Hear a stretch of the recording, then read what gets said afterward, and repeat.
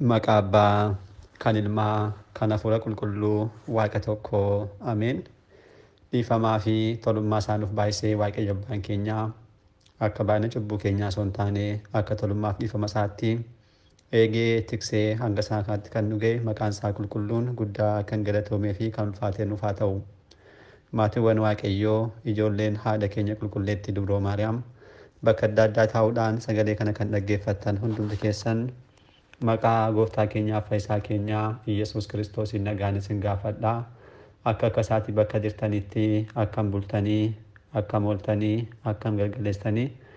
Ameen. Galateeffamuun amala uumaa keenyaa fayyisaa keenyaa Iyyasuus Kiristoos kan ta'e maqaan isaa baddaa samii irratti afaan qulqulloota ergamoota isaatiin afaan qulqulloota abbootii keenyaa farmoolii keenyaan qulqulluu kan ta'e abbaasaa qulqulluu kan ta'e hafuura qulqulluu wajjin yeroo hundumaa kan galateeffamu nu birattis guddaa kan galatoomee fi kan kabajame nuuf haa ta'u. Deessuu gooftaa keenyaa haadha hunduma keenyaa qulqulleettii Dubroo Maariyaam qulqulloota ergamoota Waaqayyoo qulqulloota abbootii keenyaa farmoolii keenya hunduma isaaniif akka kennaa isaaniitti galannii fi ulfinni guddaan isaaniif haa ta'u. Dubbii qulqulloota ergamoota Waaqayyoo kutaa tokkoffaa guyyaa har'aa akka fedhaa fi ayyaa Waaqayyootti jalqabnee kan ilaaluudha kan ta'u. Abbaan icciitii gooftaan keenyaa fayyisaan keenyaa Iyyasuus Kiristoos akka baay'ina cubbuu keenyaa osoo hin ilaalin dhiifamaaf tolummaa isaadhaan ani kan ittiin dubbadhu arraba siniif immoo gulattiin dhaggeeffattan hunduma keenyaaf immoo laphee hubatuu yeroo hundumaa beekee kan ittiin daandii isaa qabatee jiraatu nuuf haa kennu. Waa'ee ergamoota Waaqayyoo barumsi mana kiristaanaa keenyaa kan barsiisu dubbii ergamootaa jedhama. Dubbii ergamootaa jechuun waa'ee qulqulloota ergamoota Waaqayyoo uumama isaanii, baay'ina isaanii, amaloota isaanii, tajaajila isaanii Waaqayyoo biraatu faayidaan isaan nuuf argamsiisan akkasumas ergamummaa isaan Waaqayyoodhaaf tajaajilan kan isaan taasisan kan isaan hojjetan kan barsiisu dubbii ergamootaa jedhama. Barumsa dubbii ergamootaa kanaan egaa guyyaa har'aa eegallee kutaawwan adda addaa ilaaluudhaaf kan yaalluudha kan ta'u. Akka fedha uumaa keenyaa yoo nuuf ta'e isaan amma tarreessine kana tokko tokkoon barumsa kanaan ni ilaallaa jechuudha. Barumsa kana kanneen dhaggeeffattan obboloowwan keenya barreeffachaa deemuun baay'ee barbaachisaadha. Kitaaba qulqulluu bu'uura kan taasifatedha barumsi kuni. Caqasoota caqafaman qabachaa yoo deemne sirrii kan ta'e waa'ee qulqulloota ergamoota Waaqayyoo ni qabanna. Guyyaa har'aa kan ilaallu uumama isaanii akkasumas baay'ina lakkoofsa isaaniidha. Uumama isaanii yeroo ilaallu isaan uumamadha. Ergamoonni Waaqayyoo uumamadha. Adda addummaan ergamoota Waaqayyoodhaaf uumaa keenya Waaqayyoo kan jalqabaa Waaqayyo bara baraaf kan jiraatudha. Yeroo kana eegalee, yeroo kana argame kan isaaf hin jedhamne lootuu sibaat abbaa ilma hafuura qulqulluu bara baraaf kan jirudha. Kuni yeroo time in the space kan jedhamu yeroodhaa fi ispeesii kana keessatti kan murtaa'u miti. Addunyaa kanaan ala jechuudha. Kanarraa kan hafe uumamni hundumtuu kan murtaa'u taayimii fi ispeesii kana keessattidha. Waaqayyo garuu kanaan dhalattidha. Innaa galanni isaaf haa ta'uti inni uumaan addunyaa Sillaaseen uumamtoota mul'ataniidhaaf hin mul'anne ofiisaa bara baraadhaaf yeroo jiraatutti yeroo ta'etti garuu fedha isaadhaan uumama kan hundumaa argamsiiseera. Uumama kan argamsiisuun fedha isaadha. Fedha isaatiin kan argamsiisedha. Inni maaliif uume jennee yommuu ilaallu dhugumaas uumamtoota hundumaa kan uumeef Waaqayyo maaliif akka ta'e isa biratti kan beekamedha. Isa biratti kan beekame nuti garuu kana hubachuu beekuu hin dandeenyu yoo ta'e illee garuu hojii isaa kanarraa ka'uudhaan uumaa keenya ni dinqisiifanna. Uumamoota inni uume lakkoofsaan hin beekamu. Hin beekamu kan warreen gurguddoo warreen mul'atan kana haafuuti sirna uumamaa irratti barumsa akkuma kennamuchaadha. Warreen hin mul'anne baay'eetu jiru. Warreen isaan dhisneeyyuu warreen gurguddoo kana lakkoofne bira ga'uu hin dandeenyu. Bira ga'uu hin dandeenyu garuu qulqulleettii mana kiristaanaa keenya gosa gosaan lakkaa'uudhaan uumamtoota baay'ee akka tokkotti lakkaa'uudhaan jechuudha warreen mul'atan qofaaf waaqayyoo uumamtoota 22 akka inni uume nu barsiisti. Kunis kitaaba qulqulluu keenya kitaaba Kufaalee boqonnaa 3 lakkoofsa 9 ibsameera. Kanaaf uumamtoota 22 kana keessaa gaa uumamni tokko eenyudha? Ergamoota waaqayyoodha. Ergamoonni waaqayyoo uumama tokkodha jechuudha. Isaan kun waaqayyoo guyyaa uumama uumuu jalqabe gaafa guyyaa sanbata kiristaanaa guyyaa jalqabaatti kan isaan uumedha. Haala inni ittiin isaan uume ogummaan isaa kan hin qoratamne eenyuyyuu beekuu kan hin dandeenye akkasumatti bakka hin jirre irraatu gara jireenyaatti fiduudhaan isaan argamsiiseera. Baay'ee nama dinqisiisa.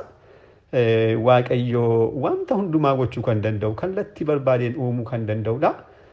Ergamoota waaqayyoo kana garuu lakkoofsa kan hin qabne amma kanaa kan baay'atan bakka hin jirre gara jireenyaatti. Waa tokko osoo hin fayyadamin, dhoqqee osoo hin fayyadamin, biyyoo osoo hin fayyadamin, qilleensa bishaan osoo hin fayyadamin akkasumatti bakka hin jirre irraatu gara jireenyaatti fiduudhaan isaan uumeera. Nama uumuudhaaf akka dhoqqee yookiin biyyoo fayyadame sanatti miti. Akkasumatti jechuudha. Kanaaf ogummaan waaqayyoo nama dinqisiisa. Haala kanaatiin qulqulloota ergamoota waaqayyoo ergamootaa jechuudha. Hunda warreen qulqullootas warreen xuraa'os haala kanaatiin argamsiiseera.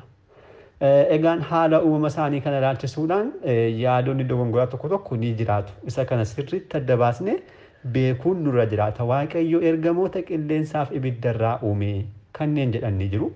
Yaadni kun garuu baay'ee dogongora kan ta'edha. Jalqaba waaqayyoo uumamtoota kana yeroo uumu guyyaa jalqabaadha. Amaloonni foonii arfan kun argamanii haa jiraatan iyyuu malee garuu waaqayyoo ergamoota kanarraatu hin uumne. Hin uumne kanammoo akkamitti hubannaa caqasa iyyuu ilaaluu miti saboota waaqayyoo. Waaqayyoo ergamoota qilleensaaf ibiddarraa hin uumne yeroo jennu caqasa kamirra jira? Iddoo kamitti barreeffame miti? Amala keenya mataasaa ilaallee kana murteessuu hin dandeenya. Namni amaloota foonii arfan of keessaa qabu ni dadhabaa, amala qilleensaa ni qabaataa, amala bishaanii ni qabaataa, ibidda yoo ta'es amala ibiddaa ni qabaataa, dachee yoo qabaates immoo amala sanaa ni qabaata. Kun immoo maalidha? Amala fooniidha. Amaloonni kun immoo kan uumamni kanarraa argame amala dadhabuu ni qabaata, amala beela'uu ni qabaata, amala dheebochuu ni qabaata. Darbees amala du'ee bosobosuu ni qabaata. Ergamoonni waaqayyoo garuu kana hundarraa maalidha? Bilisadha. Bilisadha. Kanaaf maal hin qabanii? Tokkoyyuu haa taatu amaloota foonii arfan keessaa isaaniif kan dabalame tokkoyyuu hin jiru. Tokkoyyuu hin jiru. Namoonni kana jedhani caqasaa faarsaa Daawit faarsaa 103 lakkoofsa 4 fi ergaa qulqullicha Paawulos gara saboota Ibrootaa boqonnaa 1 lakkoofsa 7tti kan barreeffame ergamoota isaa qilleensaa kan ergamanis dabooba ibiddaa kan taasisu isadha kan jedhudha. Caqasni kun garuu ergamoonni ibiddaaf qilleensarraa uumaman kan jedhu waa tokko kan agarsiisu hin qabu. Garuu maal agarsiisa? Amala isaaniidha. Kan taasisu. Kan taasisuun amalummaa agarsiisa malee kanarraa argaman kan jedhu miti. Kunis maaliif kanatti fakkeeffamanii? Amalli ibiddaaf amalli qilleensaa amala ergamootaa wanta fakkaatuufidha. Isaan kun ibiddiif qilleensi dhokattootadha, gurguddootadha, eeyyama namaa akka haala barbaadaminaan kanneen raawwatanidha isaan kuni. Akkuma kanas qilleensi baay'ee faxxanuudhaan wanta barbaade namaaf jechuudha. Yeroo bakkeetti yeroo midhaan dhaamu fakkeenyaaf kana beekuu ni danda'ama. Fedha namaa dafanii kanneen raawwatanidha. Ibiddis akkuma kanaati bakka barbaade gahuudhaan amma waa tokko san dhorkinetti ni raawwata, gubee balleessa. Akkuma kanaadha. Ergamoonni waaqayyoos maalidha? Dhokattootadha, gurguddootadha. Bakka waaqayyo isaan ergandumaatti gahuudhaan eeyyaa waaqayyo maalidha? Kanneen raawwatanidha. Kanaaf kitaabni amala isaanii kana kan qilleensaadhaaf kan ibiddaatiin walitti qabsiisee agarsiise malee isaan qaama kan hin qabnedha. Kan hin mul'annedha. Amaloota foonii kana keessaa amali tokkollee kan isaaniif dubbatamu miti. Kanaaf ergamoonni waaqayyoo kanarraa hin argamne. Qulqullichi maal jedha ergamaan waaqayyoo? Kitaaba abbootii murtii boqonnaa 13 lakkoofsa 15 kaasnee hanga 20tti yommuu ilaallu dhuguma amala foonii akka isaan hin qabne nyaachuu dhuguun akka isaan hin danda'amne ni dubbata. Dadhabuun dhukkusachuun tulloomuun ani kan si nyaattan kaan nan nyaadhaaree jechuudhaan dubbata. Ani nan nyaadhaa nan dhugaa jechuudhaan dubbatanna. Hin nyaadhu hin dhugu jechuun amala foonii tokkoyyuu hin qabudha. Gara fuulduraatti bal'inaan ibsina waa'ee amala isaanii yeroo ilaallu. Kanaaf walumaa galatti ergamoonni amala kana hin qabani. Amala maalii? Amala foonii tokko ishee hin qabani. Beela'uun isaan bira hin jiru, dheebochuun isaan bira hin jiru ni ilaalla. Duuti isaaniif hin dubbatamu, dadhabbiin isaaniif hin dubbatamu. Guyyaarraa foon keenya kanneen jiran hundumtuu tokkoon isaa ergamoota waaqayyoodhaaf hin dubbatamu. Kanaaf isaan kallattiimaan bakka hin jirreetu gara jireenyaatti kanneen fidamanidha malee akka yaadota dogongoraa kana kaasnetti amaloota foonii kanarraati kan uumaman mitiidha. Kan itti aanu egaa lakkoomsi isaanii meeqadha? Ergamoonni kun hammam baay'atu kan jedhuuf deebiin gabaabaa ergamoonni lakkoomsi isaanii hin beekamu. Hin beekamu. Waaqayyo ergamoota kana kan uume lakkoomsaan amma kanaadha jennee ibsuu hin dandeenyu. Dabalataan immoo ergamoonni kun hin baay'atan. Akka dhala namaa wal horuudhaan yookiin akka bineeldota wal horuudhaan kan baay'atan miti. Isaan jalqabuma kanneen uumamantu jiru. Isaan baay'inni isaanii immoo baay'ee sammuu namaadhaan ibsamuu kan hin dandeenye, namaa illee beekamuu kan hin dandeenyedha. Abbootiin keenya baay'ina isaanii yeroo ibsan karaa adda addaadhaan dhugaa lakkaawwanii bira ga'uu akka isaan hin dandeenye jecha adda addaadhaan ibsaniitu ni arganna kitaabilee adda addaa irratti. Maal jedhu baay'inni ergamoota hanga coba bokkaa addunyaan erga uumamtee kaasee hanga addunyaan darbuudhaaf jirtutti kan roobu kana coba tokko ishee yoo lakkoofne baay'ina ergamoota waliin wal qixaadhaadhu ilaala.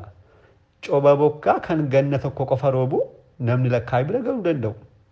Addunyaan erga uumamtee kaasee waggoota guyyaa har'aa 7,000 lakkoofnee jirra. Gara fuulduraatti amma turamu hin beeknu. Kana hundumaa keessatti garuu kan roobe amma baay'ina isaanii ta'a jechuudhaan ibsaniiru. Tokkos immoo akkasis jedhaniiru.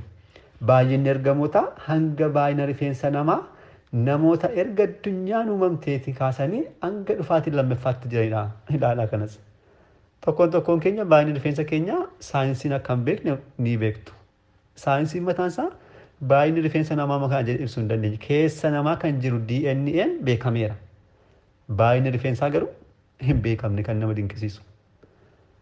Innaa baay'inni ergamoota hanga baay'ina rifeensa namoota erga addunyaan uumamte Addaam irraa kaasee hanga dhufaatii Kiristoositti namoota dhalatan kana hamma kanaati.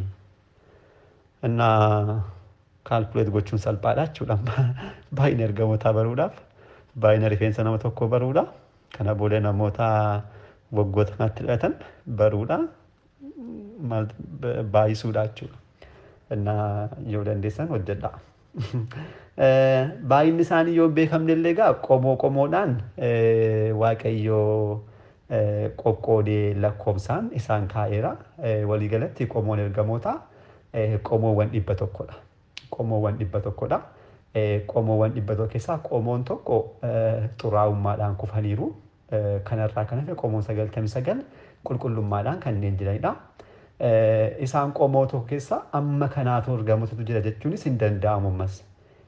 Amma kanaatu jira osoo hin taane lakkoomsa kan hin qabne qomoodhaan keessa jiru. Qomoowwan isaanii immoo qomoowwan 100dha. Kanas kan taasise nama osoo hin taane waaqayyoodha. Waaqayyoodha.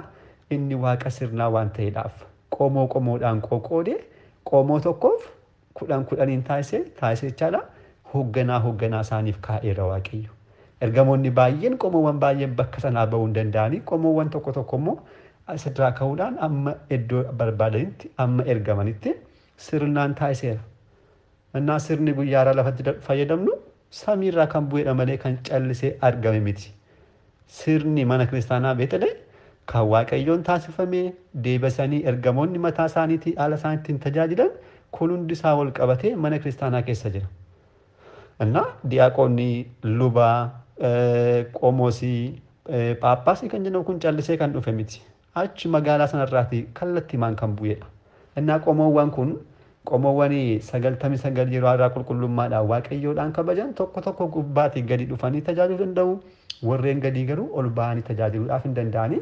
Kanammoo waaqayyo samiiwwan uume samiiwwan torba keessa inni ogummaa isaadhaan namni eenyu beekuu kan hin dandeenye akkamitti jennee ibsuu kan hin dandeenye samiiwwan torba uumeera. Samiiwwan torba kana keessaa warreen gara gadii jiran Iyyoor, Raamaadhaa fi Erer. Asii ol gaafa lakkoonu Erer jalqaba argannaa, ittaansinee Raamaa argannaa, ittaansinee Iyyoor argannaa, ittaansinee mootummaa waaqayyoo jedha itti ufnaachuudha. Nuti kan barbaanne isaan kana sadanidha. Isaan kun magaalaa ergamootaa jedhamu. Ergamoonni guutummaan isaanii magaalaa kana keessatti qoqqoodamanii argamu jechuudha. Qoqqoodama isaanii sirna uumamaa irraatii yoo ilaalle samii jalqabaa samii Iyyoor kan jedhamurra waaqayyo gubbaadhaa kaasee amma gaditti bakka afuritti qooduudhaan qomoowwan ergamootaa 100 keessaa qomoo 40 asirra jiraachiseera. Qomoon jalqabaa Agaayist kanneen jedhaman Seexanaa'eliin hoogganamaa kanneen turan keessaa innis hoogganaan isaanii kan badeef qomoon tokko kan as keessaa badeedha. Qomoon magaalaa lammaffaa kan jiran Kiruubelidha. Hoogganaan isaanii Kiruub jedhama. Isaan kun samii lammaffaadha kan jiraatanidha. Kutaa lammaffaa samii Iyyoor jechuudha. Magaalli sadaffaa immoo Suraafeel kanneen jedhaman hoogganaan isaanii Suraafii kan ta'e magaalaa jalqabaa kana samii jalqabaa kana magaalaa sadaffaadha kan jiraatanidha. Ittaan immoo kutaa magaalaa afuraffaadha kanneen jiraatan Haayilaats qulqulluu Miikaa'ilaan kanneen hoogganaman asirra jiru. Samiin lammaffaa samii Raamaadha. Waaqayyo Raamaas bakka sadiitti qooduudhaan ergamoota nagadii yookiin qomoowwan 30 kudhaniin qooduudhaan jiraachiseera. Qomoon jalqabaa Arbaab jedhamu qulqulluu Gabri'eeliin kanneen hoogganaman. Magaalli lammaffaa immoo Menaabirt jedhamu qulqulluu Rufaa'ilaan kanneen hoogganaman. Magaalli sadaffaa immoo Silxaanaat jedhamu qulqulluu Suriyaaliidhaan kanneen hoogganamanidha. Isaan kun magaalaa Raamaarra jiraatu jechuudha. Magaalaa Erer samii Erer samii kanarras akkuma kana nagadii 30 qomoo 30 jiraachiseera waaqayyo.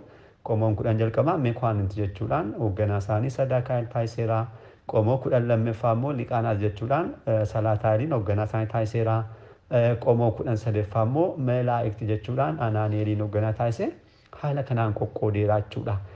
Gubbaadhaa gadi gaafa dhufnu ergamoonni warreen jalqabaa Kiruubel isaan kun Phaaphaasotadha. Achirraa ka'uudhaan gadi gaafa lakkoonu akkuma sirna mana kiristaanaa keenya guyyaa har'aatti gadi fida. Amma faarfattootaatti jechaadha. Isaan kun kana kan agarsiisanidha. Phaaphaasota, Episkoopoos, Qomoosii, Luba, Diyaaqoonii, Nifqa Diyaaqoonii, Anaagunistis kanneen kitaaba dubbisan kana booda jechuudhaan kallattiimaan qoqqoodamaa gadi amma gadiitti kan dhufanidha. Warreen samii gadi jiranii gara gubbaatti ba'anii tajaajiluu hin danda'an. Warreen gubbaarra jiran garuu gara gadiitti bu'anii tajaajiluu danda'u. Kun sirna mana kiristaanaa keenyaan kallattiimaan kan wal qabatedha. Diyaaqoniin tokko luba ta'ee qaddasuu hin danda'u, tajaajiluu hin danda'u. Diyaaqoniin tokko qomoos ta'ee tajaajiluu hin danda'u. Phaaphaasii ta'uu hin danda'u. Booda yoo aangoo sana qabaate ta'uu danda'a. Ammaaf garuu duqqinaa kan qabu darbee tajaajiluu hin danda'u. Akkuma kanaa Phaaphaasiin tokko yookiin qomoosiin tokko garuu gadi dhufee aangoo lubootaa kan diyaaqonootaa kan anaagunistis hojjechuu danda'a. Kan nifqa diyaaqonii hojjechuu danda'a. Kun kallattiimaan kanarraatii kan fudhatamedha. Dabalataan lubni tokko aangoo diyaaqonootaa qaddasuu danda'a. Kan nifqa diyaaqonii gargaaruu danda'a. Anaagunis ta'uudhaan kitaaba dubbisuu danda'a. Faarfachuu danda'a. Gadi dhufee jechuudha agartanii. Garuu ol ba'ee qomoosii ta'een tajaajilachuudhaaf durbummaan qabu. Darbee Phaaphaasii ta'uudhaaf hin danda'u. Aangoo isaanii hojii isaanii raawwachuu hin danda'u. Innaa kanadha. Ergamoonnis akkuma kanaati warreen samii gadi jiraatan achuma tajaajilu. Warreen gubbaa garuu gadi dhufuudhaan amma barbaadanitti amma ergamanitti hojjechuu ni danda'uudha. Kutaan tokkoffaan amma kanaatti kan ilaalledha. Waaqayyoof galannaa ta'u. Kutaa lammaffaa amaloota ergamoota waaqayyoo. Kana booda kan ilaallu ergamoota waaqayyoo warreen qulqullootadha malee warreen kufan miti. Warreen kufaniiru badaniiru. Ergamoota waaqayyoo jechuudhaan barumsa kanaan bakka kamittuu kan kaasnu qulqulloota ergamoota waaqayyoodha. Qabsuura isaanii raawwachuudhaan qulqullummaadhaan warreen jiran jechuudha. Isaan kana kan barannu kutaa lammaffaadhaan amaloota isaaniitiin kan walitti deemnu kan ta'u har'aaf asumatti nu haa ga'u. Abbaa sagalichaa kan ta'e waaqayyo abbaa keenyaaf galannii fi ulfinni guddaan isaaf haa ta'u. Kutaa itti aanuun hanga deemnutti nagaa waaqayyootiin turtii gaarii galanni waaqayyoof.